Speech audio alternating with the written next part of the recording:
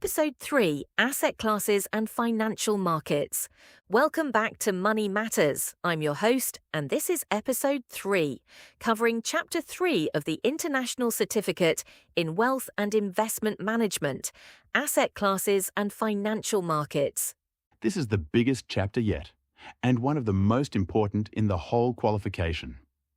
We're going to cover 9 sections today: cash and money markets, foreign exchange, bonds, property, equities, derivatives, commodities, digital assets, and how trades actually get settled.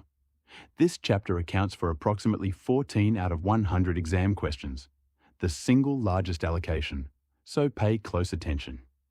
Let's get into it. Section 1, Cash Deposits and Money Markets. Nearly every investor holds some of their wealth in cash. It's simple, it's liquid, and it feels safe. But as we'll see, even cash comes with considerations. Cash investments come in 2 main forms: cash deposits and money market instruments. Cash deposits are what most of us are familiar with: current accounts for everyday banking and savings accounts for setting money aside to earn interest. Savings accounts come in 3 flavors based on access. Instant access accounts let you withdraw whenever you want, but typically pay a lower rate. Notice accounts require you to give advance warning before withdrawing, typically 30, 60, or 90 days. And fixed-term accounts lock your money away for a set period, ranging from a few months to several years, in exchange for a guaranteed rate. There's one important concept to understand when comparing returns across accounts: the annual equivalent rate, or AER. This is the annualized rate that accounts for how frequently interest is compounded. The more frequently interest is compounded, the better the effective return, even if the nominal rate looks the same. For example, a 3% rate compounded quarterly actually works out to about 3.03% in effective annual terms. Always compare AER, not just headline rates. Now, what about risks with cash? Even though cash feels safe, there are real risks. The deposit-taking institution could fail, as we saw with bank collapses during the 2008 financial crisis. Interest rates can change. Inflation can erode the real value of your returns. And offshore deposits face currency risk and different regulatory regimes. That's why deposit insurance schemes matter. In the US, the FDIC insures deposits up to $250,000 per depositor per bank. Across the EU, national schemes guarantee the first €100,000. In the UK, the Financial Services Compensation Scheme protects up to £85,000 per person per institution. These provide a safety net, but they're not a substitute for assessing the creditworthiness of where you deposit your money. There are also Islamic savings accounts designed to be Sharia compliant. Under Islamic law, earning or paying interest is prohibited. Instead, money is invested in ethical activities and earns a profit rate rather than interest. Because the return isn't guaranteed, these accounts carry investment risk, unlike standard savings accounts. Importantly, they're often not restricted to Muslim customers. Moving from deposits to the wholesale end of cash, money market instruments. Money markets deal in short-term borrowing and lending, typically for periods of 1 year or less. These markets are dominated by banks, central banks, and large corporations. Retail investors can access them indirectly through money market funds. The key instruments include Treasury bills, issued by governments at a discount and redeemed at face value, with maturities up to a year; certificates of deposit, or CDS; fixed-term, fixed-rate securities issued by banks, which can be traded in the secondary market; commercial paper; unsecured short-term notes issued by large companies, similar to T-bills but for corporates; repos, sale and repurchase agreements, essentially secured loans where securities are used as collateral; and bills of exchange, short-term invoices that can be traded. Money market instruments are either quoted on a yield basis, where you receive interest on the face value, or on a discount basis, where you buy at below face value and redeem at full value, with the difference being your return. The great appeal of money markets is low risk and high liquidity. But that means low returns too. Within a portfolio, money market funds serve as a safe haven during volatile periods, a home for short-term cash, or a way to earn more than a basic bank account while maintaining flexibility. Section 2, the foreign exchange market. More than $6 trillion flow through foreign exchange centres every single day. More than a third of that passes through London alone, making it the world's largest FX market. Tokyo, New York, and Singapore are other major centres. And because the market spans multiple time zones, Sydney, Tokyo, London, New York, it's essentially open around the clock 5 days a week. The FX market has no centralised exchange. It's an over-the-counter market, meaning banks and dealers trade directly with each other via platforms and agreed prices. Currencies are always traded in pairs. The first currency in a pair is the base currency, always equal to 1 unit. And the second is the quote or counter currency. So if the EUR/USD rate is 1.1650, that means €1 buys 1.1650 US dollars. Common pairs include EUR/USD, GBP/USD, USD/JPY, and USD/CHF. Pairs that don't include the US dollar are called cross-currency pairs. When a market maker quotes a currency pair, they give two prices, a bid and an offer. The bid is what they'll pay to buy the base currency.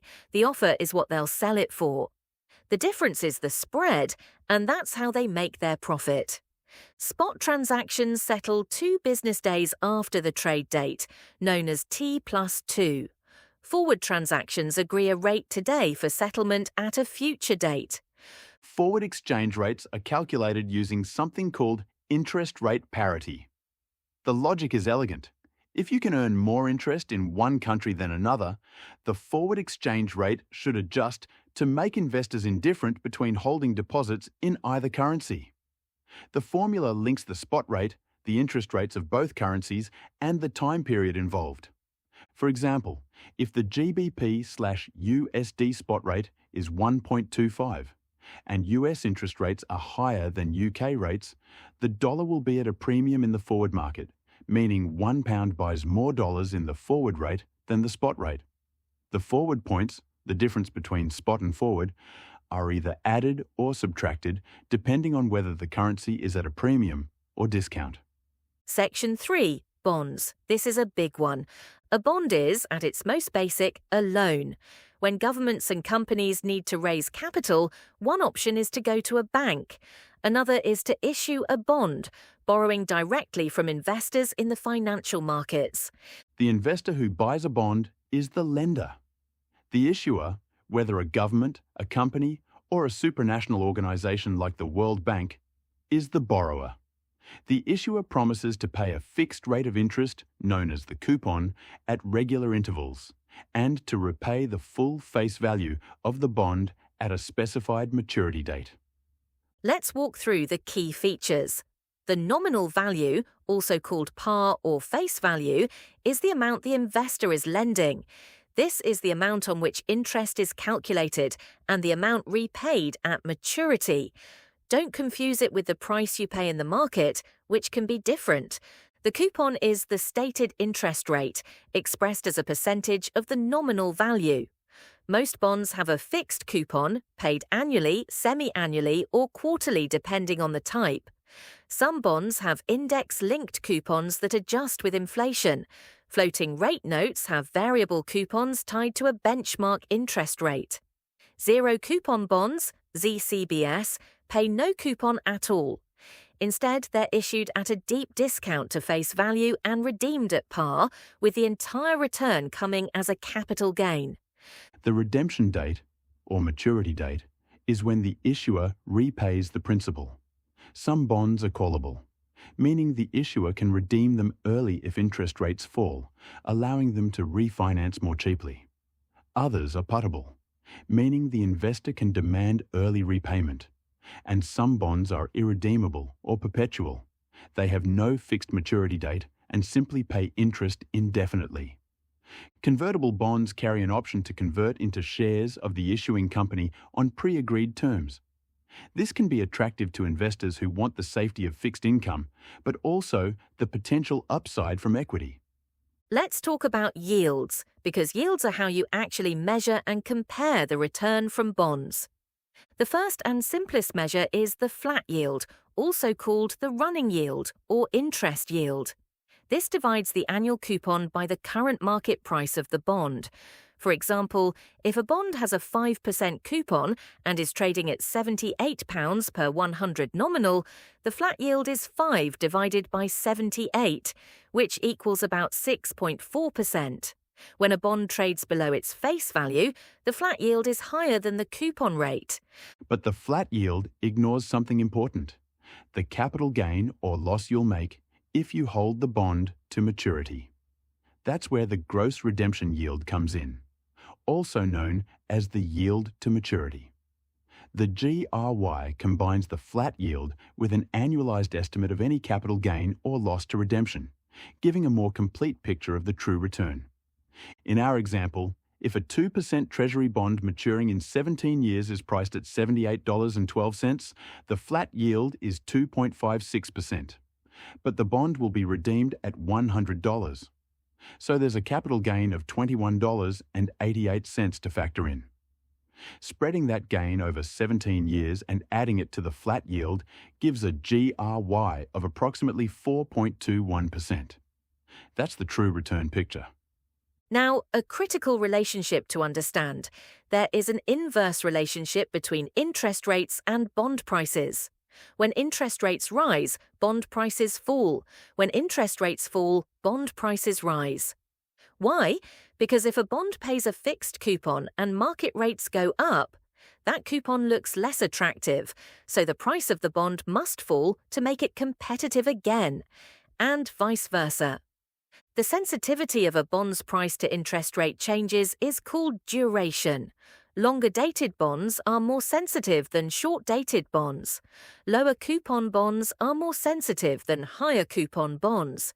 This relationship can be visualized through the yield curve, a graph showing yields plotted against maturities.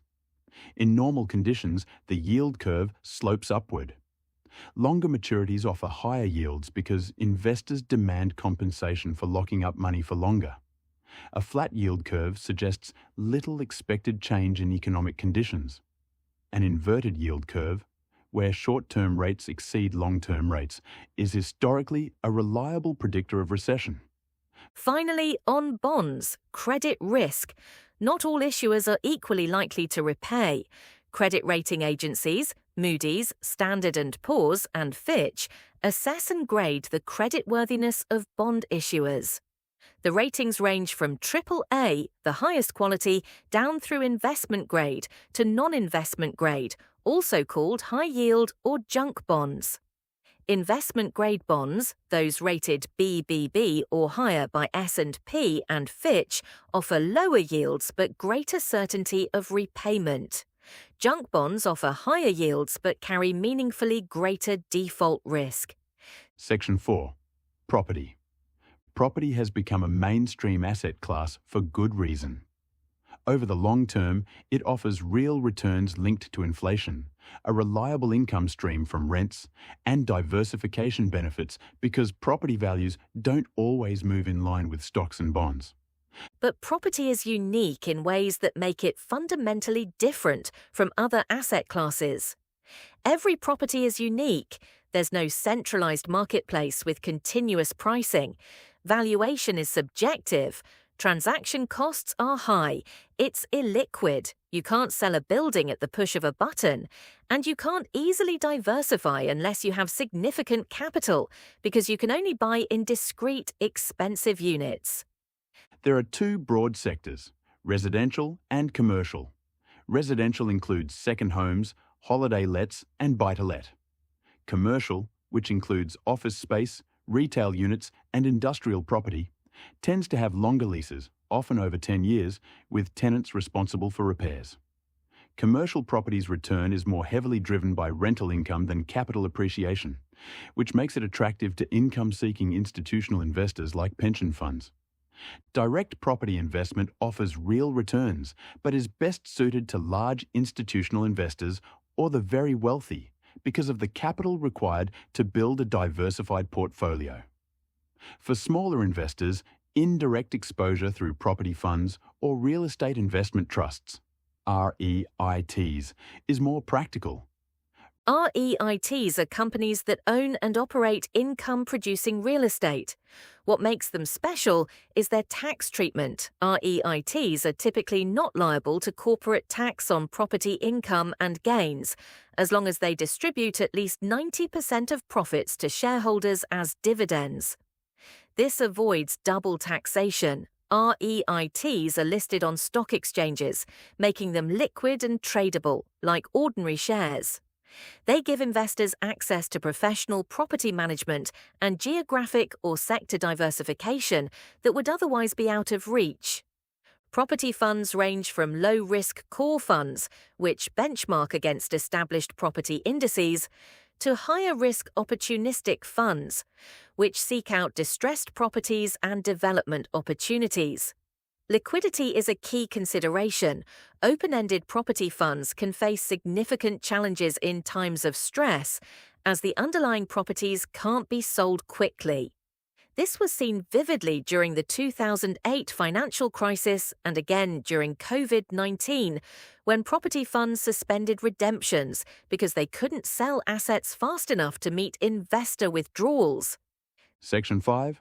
Equities.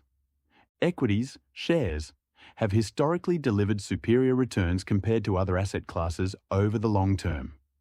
But they come with greater volatility and risk.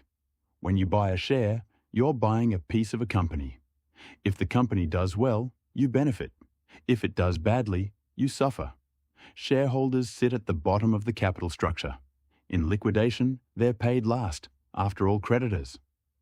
There are several types of shares. Ordinary shares, or common shares in the US, are the standard risk capital of a company.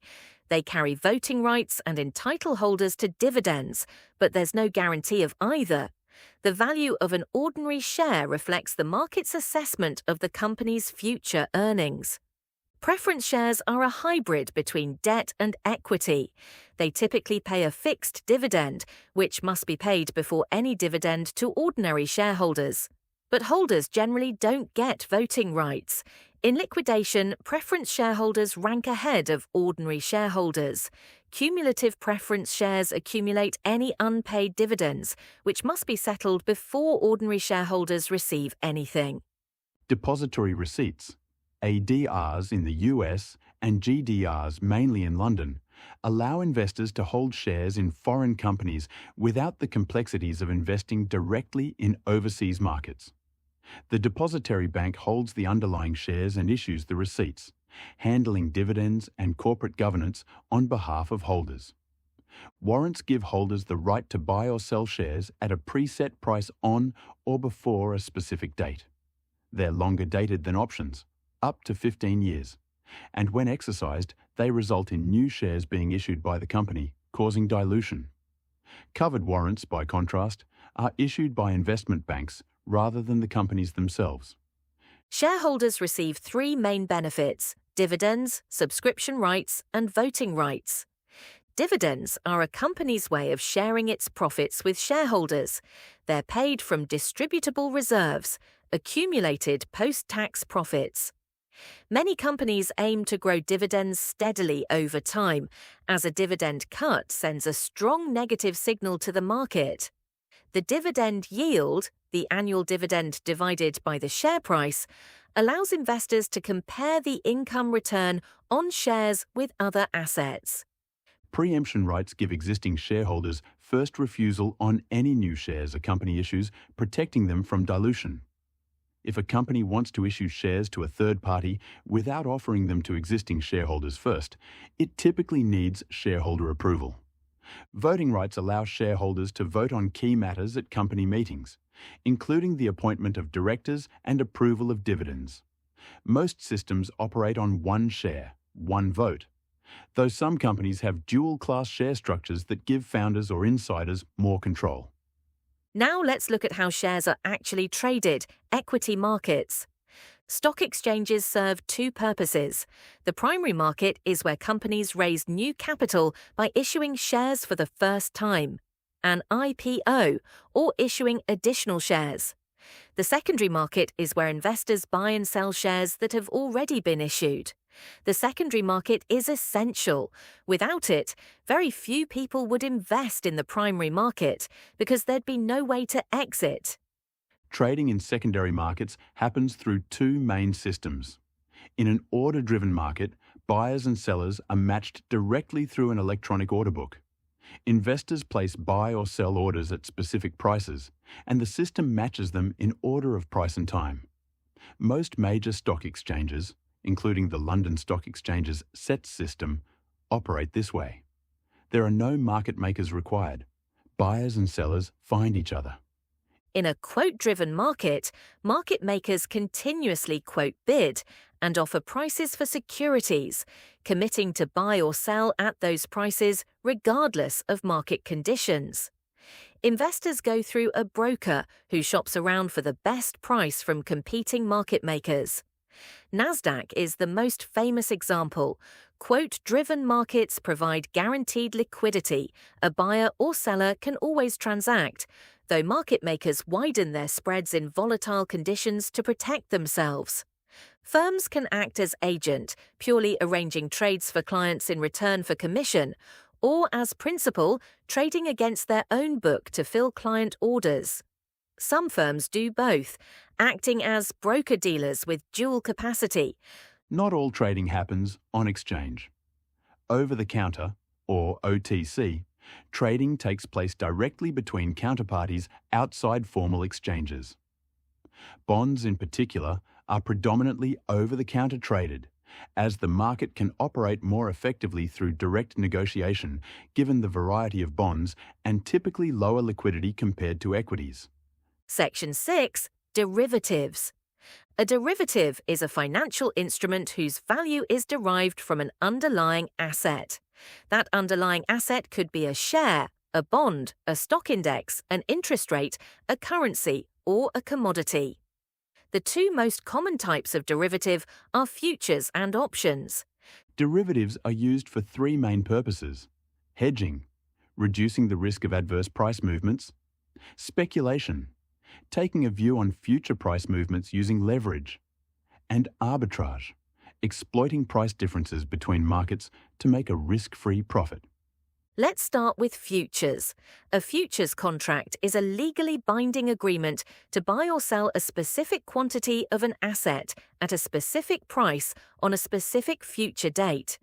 The buyer agrees to take delivery, the seller agrees to deliver. In practice, most futures contracts are closed out before the delivery date. The position is reversed rather than physically settled. Futures are exchange-traded and standardized. The exchange specifies the asset, quantity, quality, date, and delivery location. Only the price is negotiated. This standardization makes them liquid and transparent. Two important concepts in futures markets. Contango is when the futures price is higher than the current spot price. This typically happens when there are carrying costs like storage and insurance. Backwardation is the opposite, when futures prices are below spot prices, often because of high short-term demand or constrained supply. Key terminology. Going long means buying a future, expecting prices to rise. Going short means selling a future, expecting prices to fall. The basis is the difference between the cash price of the underlying asset and the futures price. Now options. An option gives the buyer the right, but crucially not the obligation, to buy or sell an underlying asset at a pre-agreed price, called the strike or exercise price, on or before a specified date. In exchange for this right, the buyer pays a premium to the seller or writer of the option. There are two types of option. A call option gives the right to buy the underlying asset. A put option gives the right to sell. The buyer of an option can never lose more than the premium paid. Their downside is capped. The seller, however, faces potentially unlimited risk on a call option if the price moves sharply against them. Options are described by their relationship between the strike price and the current market price. An in-the-money option is one that would be profitable to exercise right now. An out-of-the-money option would result in a loss if exercised immediately. And an at-the-money option has a strike price equal to the current market price. Options come in several styles. European-style options can only be exercised on the expiry date. American-style options can be exercised at any time up to and including expiry, more flexible and therefore usually more expensive. Asian-style options pay out based on the average price over a period. Bermudan-style options can be exercised on specific dates within the option's life. The premium, the price of the option, is influenced by several factors: the current price of the underlying asset, the strike price, the time to maturity, and volatility. More time and more volatility both increase the premium because they increase the chance of the option expiring in the money. Section 7. Commodities. Commodities offer diversification because they have a low correlation with traditional asset classes like equities and bonds. When stocks fall, commodities don't necessarily fall with them, and sometimes they rise. There are three broad commodity categories: agricultural, metals, and energy. Agricultural commodities include grains, wheat, corn, rice, soybeans, as well as dairy, livestock, and softs like cocoa, coffee, sugar, and orange juice. Prices are driven by supply and demand. Supply is influenced by weather, disease, technology, and transport infrastructure. Demand is shaped by population growth, rising living standards, particularly in China and India, and changing dietary habits. Government intervention, like the EU's Common Agricultural Policy, also plays a significant role. Metals divide into base metals and precious metals.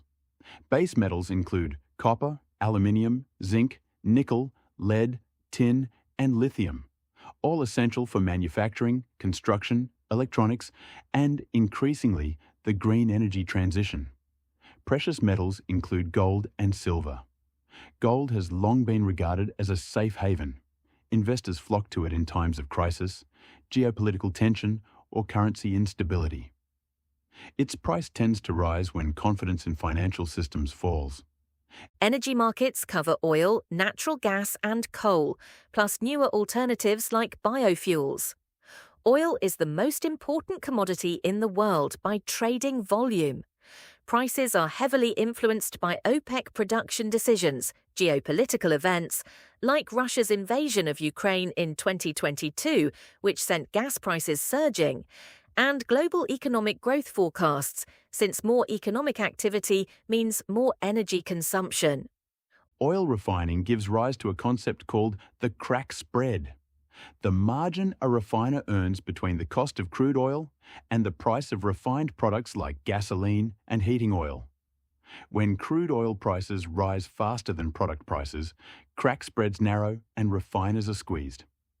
ESG, environmental, social, and governance, considerations are increasingly shaping commodity markets. The green energy transition has created surging demand for copper, lithium, and cobalt, essential for batteries, solar panels, and wind turbines. But mining these materials has environmental and social costs that investors and companies must grapple with. Section 8. Digital assets. Digital assets are a rapidly evolving and still loosely defined area of finance. Broadly, a digital asset is any form of virtual or digitized asset secured by cryptography and existing solely in electronic form. The terms digital asset and crypto asset are often used interchangeably, though crypto assets specifically use cryptographic techniques to secure and verify transactions. Most crypto assets are underpinned by blockchain technology, a type of distributed ledger technology, or DLT. a database spread across a network that records ownership and transfers of assets in a way that's difficult to alter without detection. The main types of digital assets include cryptocurrencies, stablecoins, tokens, and central bank digital currencies. Cryptocurrencies like Bitcoin are decentralized, not issued or guaranteed by any central bank. Bitcoin emerged in 2009 partly as a response to distrust of the banking system following the financial crisis. Today, thousands of cryptocurrencies exist.